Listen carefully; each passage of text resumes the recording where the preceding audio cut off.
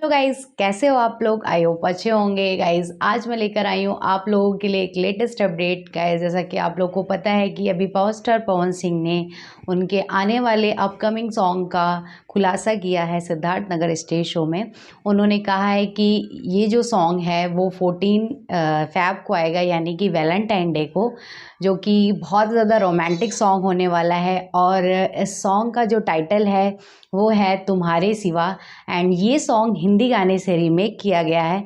So guys, जितने भी lovers हैं एंड जितने भी पावर स्टार पवन सिंह के फैंस हैं, उन सब के लिए बहुत ही ज़्यादा बड़ी गुड न्यूज़ है। और मैं बहुत ज़्यादा एक्साइटेड हूँ कि कब उनका ये रोमांटिक टाइप का सॉन्ग आए और मैं इस पर मतलब रिएक्ट करूँ।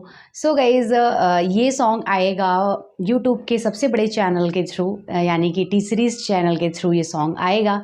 सो गाइज, आप लोग कितने ज़्यादा एक्साइटेड हो मुझे कमेंट सेक्शन में मेंशन करके बताना। Love you all.